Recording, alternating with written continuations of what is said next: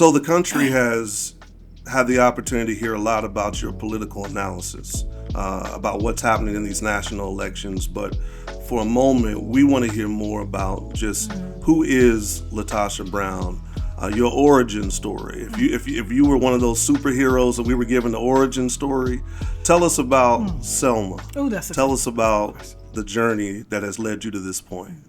Oh, freedom. Oh, freedom. Oh, freedom over me. And before I be a slave, Yes. I'll be buried in my grave and go home to my Lord and be free. You know, when I think about my origin story, that's my origin story. Woke up this morning with my mind gonna stay on freedom. Oh, woke up this morning with my mind. I am the Reverend Lukata Mjumbe, and I am the Executive Director of the Alabama African American Civil Rights Heritage Sites Consortium. In this special episode of the Stayed on Freedom podcast, we traveled to Atlanta, Georgia, and we sat down for a powerful conversation with LaTosha Brown, co-founder of the Black Voters Matter movement. Family, we are in the midst of a critical season. We are days away from a national election where people across this country will make a choice, will vote to decide the future of this nation.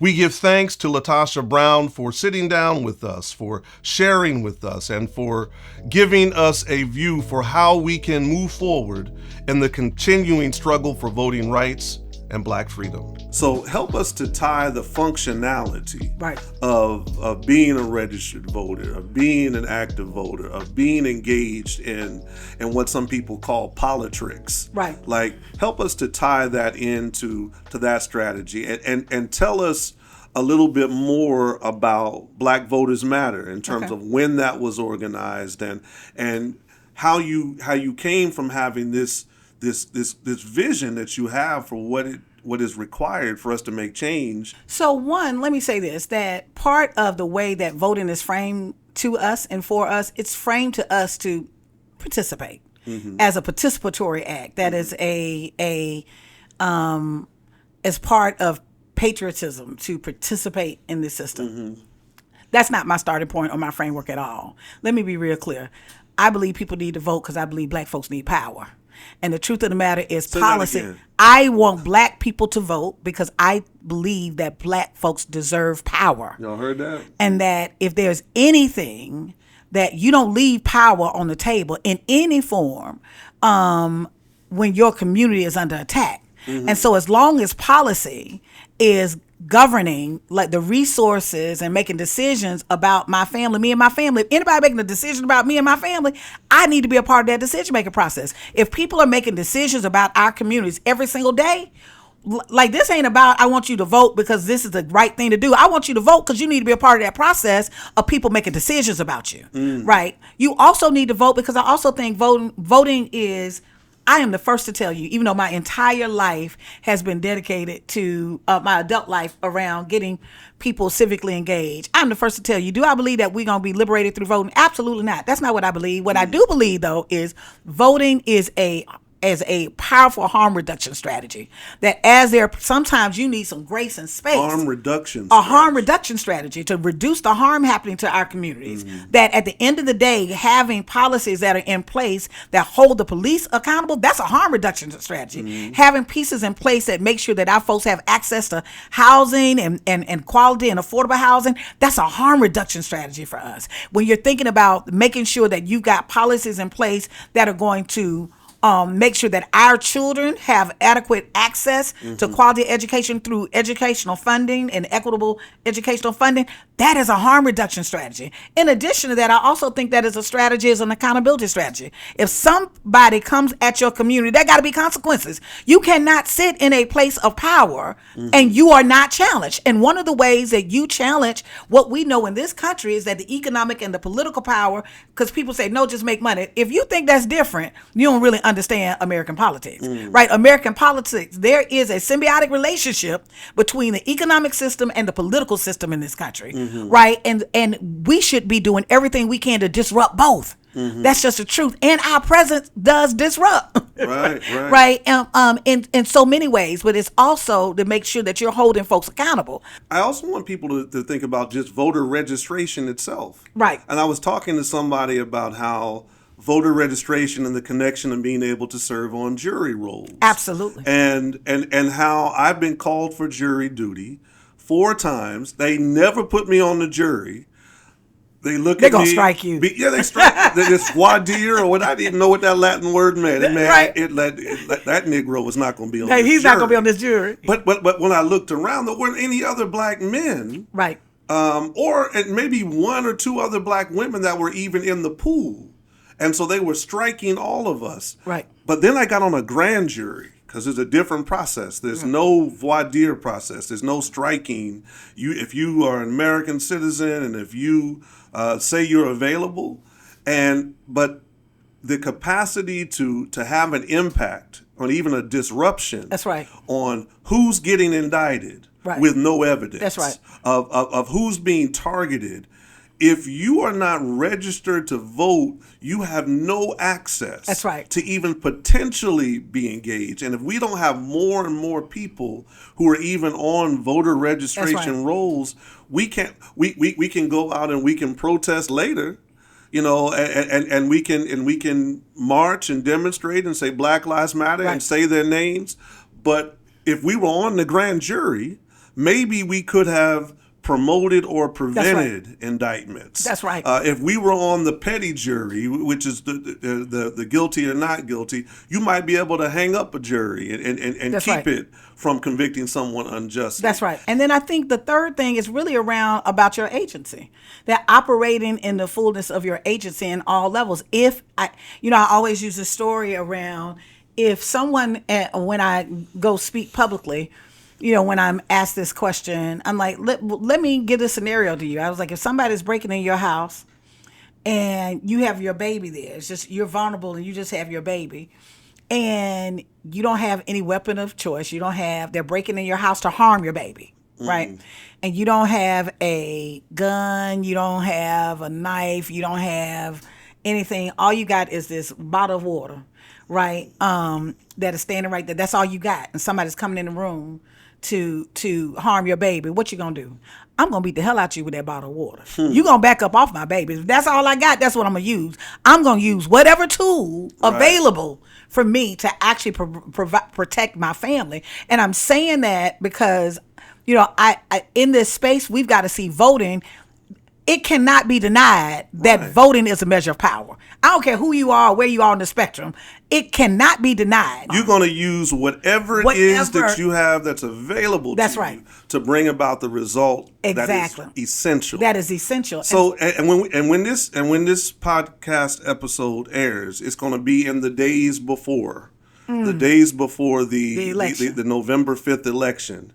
And so we want to encourage people to understand that. Absolutely. Because it's something that our people have understood a very long time. We've understood that. And we've also understand, let me say this, we've also understood collective power as well. That when you are a minority group, when you're, and I hate to use the word minority, but we don't have the numbers in terms of in terms of ratio of numbers of white Americans. That part of, if you look at black voting behavior, right, we have always voted as a solid block. Part of our block is what disrupts stuff. That is part of why we see the voter suppression, because fundamentally what we do, because we work in such a unified, that's why when people say we're not unified, that's not true, right? That's not true. There's no other constituency group in this country that actually moves. Whenever there is I'm just one of those people, and maybe this is the spiritual part of me.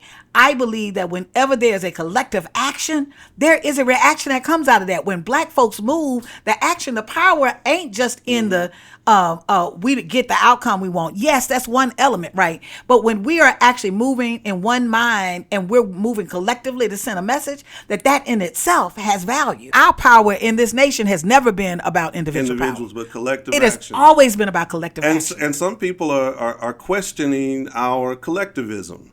particularly when it comes to black men. We're going to have to talk about that. Oh, we can talk about it. I'm ready. Because, and I know you are, but it is said that black men, whether it be because of their lack of participation, that they'll stay at home on election day, or how they may participate, are going to be responsible individually for what happens in this presidential election. So talk to us a little bit about maybe what's missing from some of that dialogue and conversation that we hear back and forth about black men, about their choices, about their agency, and about this upcoming election. You know, it's really interesting. I get every single day, I'm getting media requests and conversations about that, about black men. I know this is nonpartisan, but particularly, I just want to lay it out. There's this narrative that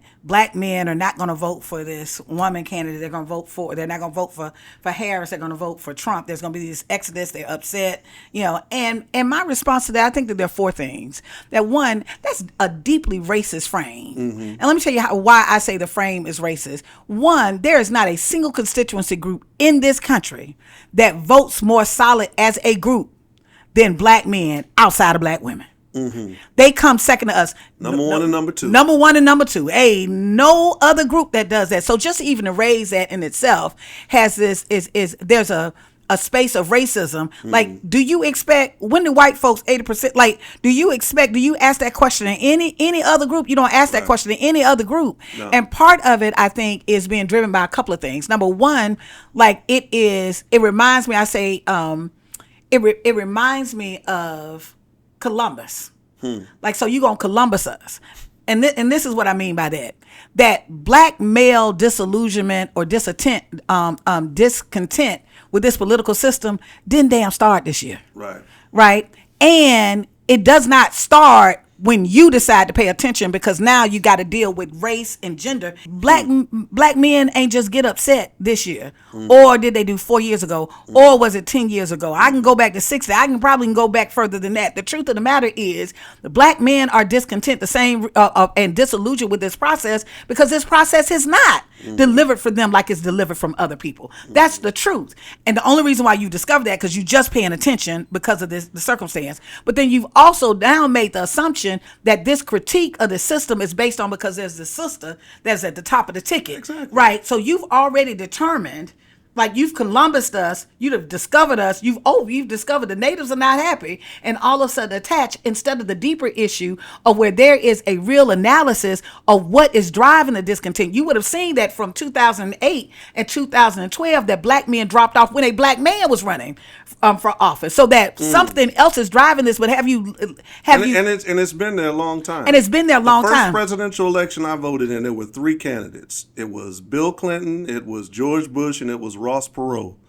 And I voted for none of the above. I wrote in Eric B. Eric B. is president. That was my write-in candidate. I said, I can't vote for none of them. And so the reality, I mean, and this is me as a 19, 20-year-old young man, but I'm looking at it and I'm like, look, none of these are satisfactory. But then I realized that it went beyond just what happened, and Clinton was ultimately elected. But I had something that I needed to do then. I needed to participate. I needed to vote. I was going to cast a vote. I didn't vote for any of them. But what was even more important is what happened in between. Between 1992 and 1996, the government time. And we oftentimes don't focus on that. That's right. We say that's a good point. Everybody needs the most important day is election day for the people who are running for office, politicians.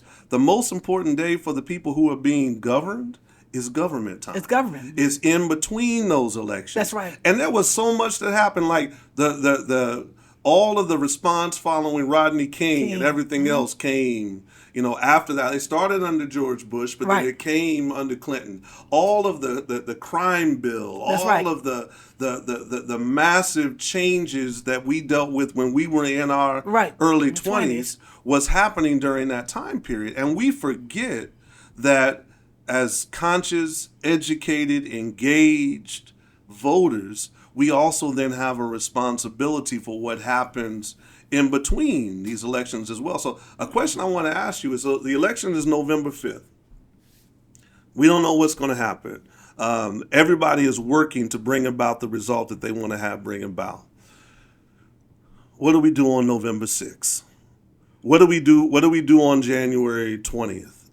Which I think, ironically, both the inauguration day and Dr. King's birthday is going to be observed on the same day in 2025. That's correct. What do we need to also be thinking about now in terms of how we will prioritize our work, our activity, our movement as we move beyond November 5th? Like, what's next? I think for this election cycle, and I think most election cycles, but particularly for this one, I think I've kind of named, I've got these nicknames for the phases. I see 3 phases. I call them power, peace. You got 3s for everything. I think 3s. I do everything in 3s. You're a Trinitarian. I'm a Trinitarian, big time. All right. And so it is power, peace, and policy. And so what I mean by that is, I think this phase is power building. We've got to actually use our power and get out and vote. And we got to stop acting like this is a regular election. We've become lazy in thinking. And I don't mean in terms of work. I mean in terms of our analysis, our discernment, that at the end of the day, don't tell me nothing about nobody no stimulus check. Because if it's a stimulus check, do you know the stimulus check was what? $800? Do you know that? Do you know that there were black folks that were sold in this country for $800? Right. Don't do that. Right. So at the end of the day, don't be bought out for $800. So don't get caught up in even arguing with those folks. I don't argue with anybody that Harriet Tubman would have shot. Well, I don't argue with them, but let me say, I don't dismiss them either. I don't dismiss them. Now, everybody. I don't think she dismissed them either. She gave them a clear choice. Yes, she did. We going this way. You don't want to follow this woman? I got that. And there's consequences for that. So I agree with that. But I do believe, for me, I believe that some people are responding out of habit of what they've been trying. Because I'm real clear that there is a social experiment that is happening to actually kind of control the way people think. I'm clear about that. So the average person, once you get past ask them the third question, you start really figuring out what they know. The first, you ask them who you like, they're going to tell you what they heard. Why you like them, they're going to tell you what heard. By the fourth question, you get into what the real pieces is. The piece is, what they really concerned about. That's where the work can happen. And so I'm saying that because you got to keep engaged. You got to keep engaged. I'm saying that because there's so many folks that if you go on the surface, you just get to the fourth question. Get to the fourth question, and you can actually start literally understanding where their come from is, and it might create a space for you to actually help shape and be in dialogue. And you're asking, though. And you're asking and listening. Like I said, I don't argue with them. Right. But you said you ask. You ask. You listen. And you have to listen. And then you respond. And so what is happening is we have all of this media machine that's telling us what we think. They're telling black men what they think. Like how dare you? And we're making that be normal. And so we've limited our thinking to sound bites.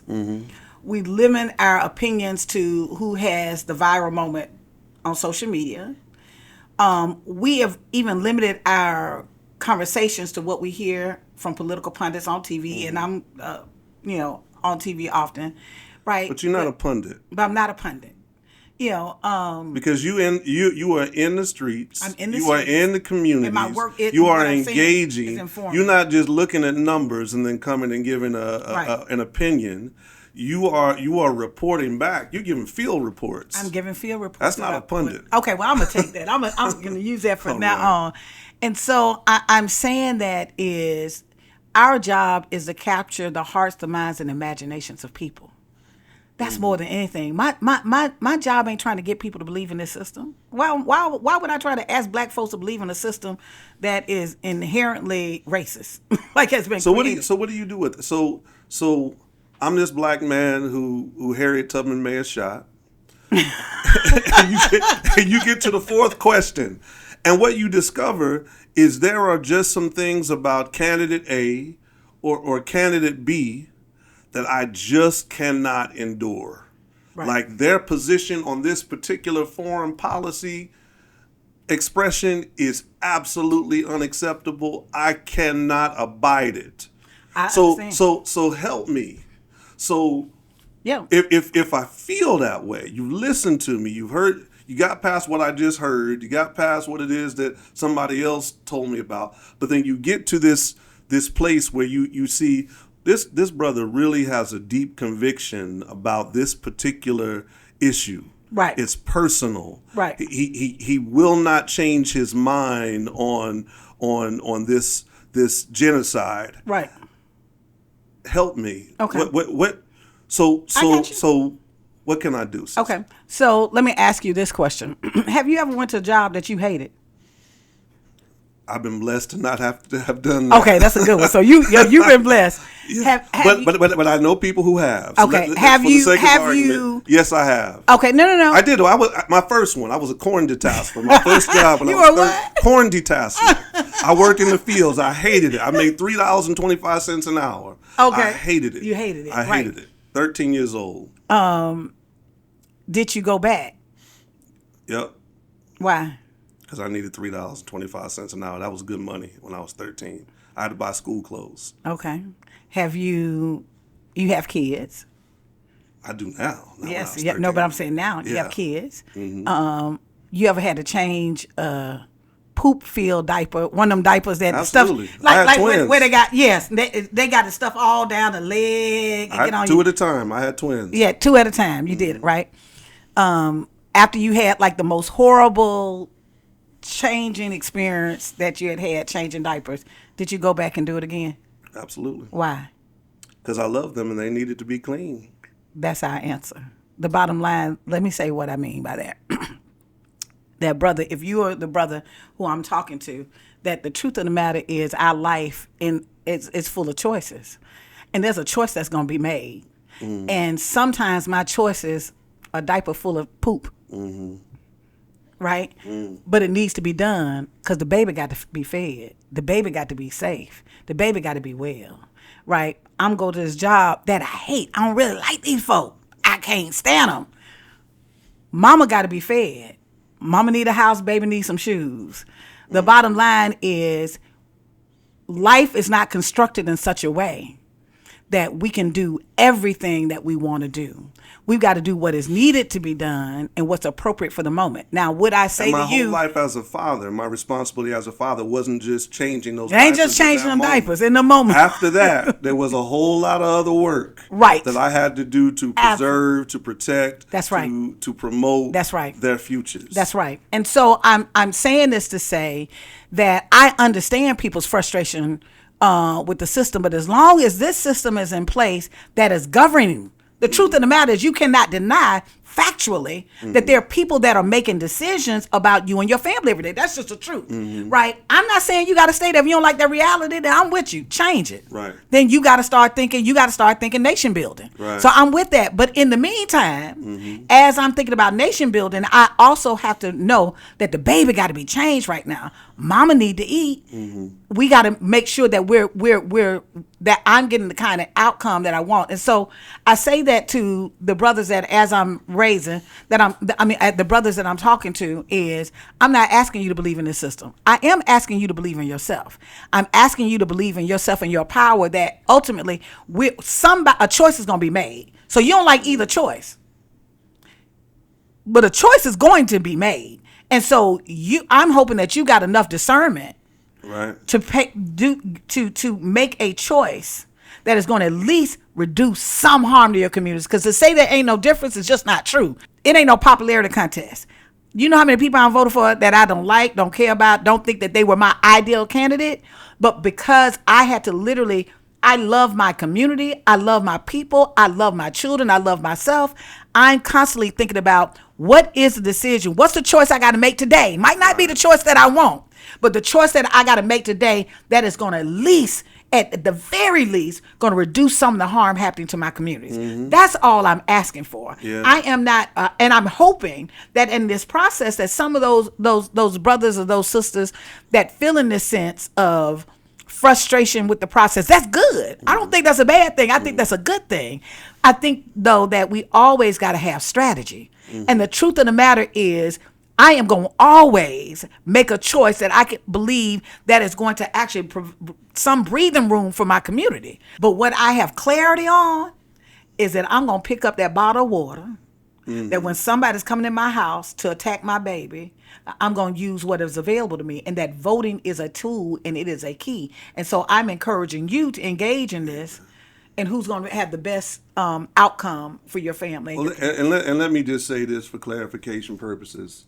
I want to encourage all of my brothers, black men, black women, black community, pick up that bottle of water. Pick up that bottle I of don't water. want you to vote for Eric B.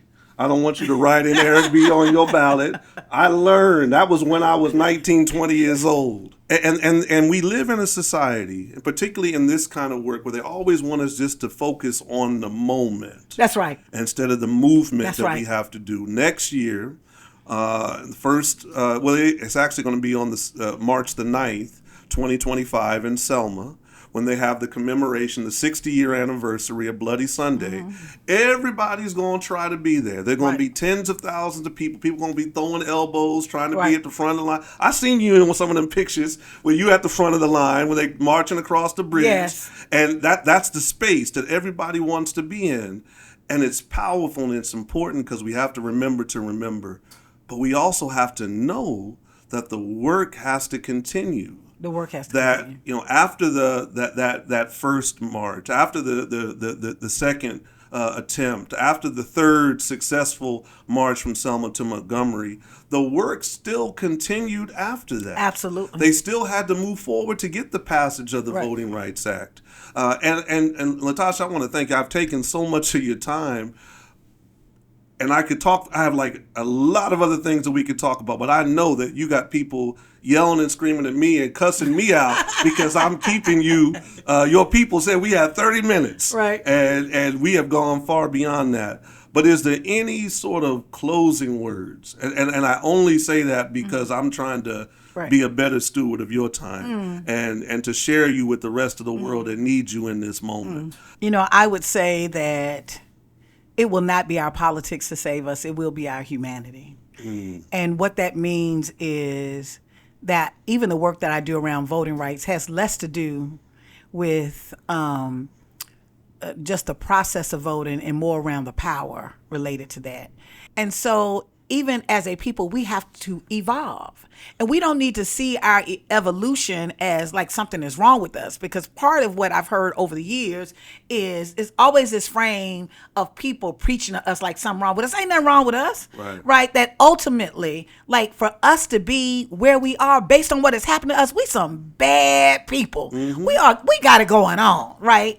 And so our economic position is not necessarily based on black folk hadn't started business. I hate to hear folks say that, and black folks don't support business. It won't be no black businesses if black people don't support business, right? That fundamentally we're literally caught up in a space of where we're trying to respond to systems that were created to protect and look out for a particular group of people. And so we're trying to navigate. Always being attuned and adjusted to maintain their level of efficiency. And always. And so we have to really recognize that we're trying to respond. We're trying to create. We're trying to create the best we can out of a system that fundamentally has done everything it can to lock us out and to marginalize us and keep broken, us out. It's designed it to ain't work broken. that way. It's designed that way. And so while the truth of the matter is, this is what we got in place right now. This is what's governing right now. This is what's taking the money right now. And so while we are literally engaging in that system to the extent to protect our family and just be strategic, we also have to build. Yeah. And so as I close out, I just think that if there are three things, because I like threes. I told you I'm in the Trinity. I love the Trinity. The three things I think we need to do. I think one, I think people without a vision will perish. We got to have a vision. If I don't believe that I have the power to change this nation, right, then how do I believe that I can impact the world? And I have the audacity to believe that black folks can change the universe. I'm so serious about that. And so what, like America ain't Rome was at one point, Rome was the world leader. Don't nobody even go, people go to Rome right now to see ruins. That's it.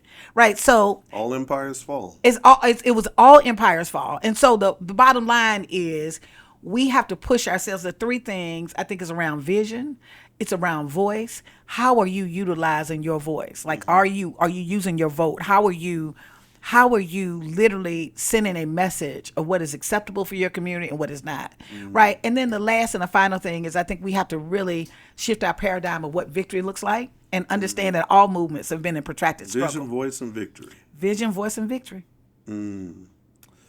Well, sister, I just, LaTosha, you are my comrade, my sister, my friend.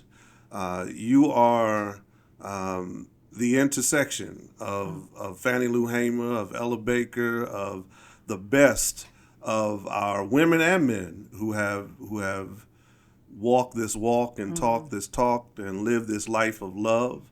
We are thankful for you. You are so much more. I mean, people love you, and they should, for the incredible work that you do. They That's expected. Sometimes you're the one that they love to hate. That's right. That's right. But if they really knew, and we didn't even scratch all the surfaces, but if they really knew the legacy of your work, of your life, the legacy of those who have come out of Selma and the Consortium. We did this thing on the Extraordinary Women of Selma, and we talked with so many different women in Selma who have done so many amazing things, and we did video oral histories so we could have their stories. I mean, Selma, Alabama, pound for pound, we produce freedom fighters unlike anybody else. People don't know the full story. Angela Davis, we got LaTosha Brown, we got Coretta Scott, we got Coretta Scott, we go down the list. We have so many, and they're still coming. They're still coming. You know, and it's good ground. It's good ground. When you place seeds in good ground, there's going to be a harvest. And so hopefully our activism, our voice is a part of our harvest. And really love, you had a whole movement that was really not about voting. It really was about love for humanity. That's right. Yeah, and so it doesn't get framed that. And not just the civil rights movement, the Black Power movement, the root of that was about the love of Black folks. That's right. And so if you got a movement with love, there's no way that it's not going to produce some good seeds and some good fruit. And I think we're in this space, that's why it's important for us to continue. I love your work and thank you of protecting and being a griot of our history and the work that you all are doing at the Consortium, because we're seeing it. Museums for us, it's not for you to go and get entertained by a story. It affirms us. Like to be able to see our history, to be able to connect to that, that's really part of the shaping and the preparation of creating new activists going forward. And it's also being able to engage the people. And it's a blessing that we get to witness your work, that we get to observe, and that spaces are being created so that we can actually join the struggle and the fight. So thank you for your work in helping us to preserve, protect, and promote that legacy of empowerment. Thank you, brother. Thank you for your work. I love you too. Thank you for joining this special episode of the Stayed on Freedom podcast. These three words, whether it be power, peace, policy, whether it be voting, voice, victory, whether it be I love you. Our hope is that we will focus on those words which represent the formula for freedom and our continuing struggle to represent the legacy of empowerment.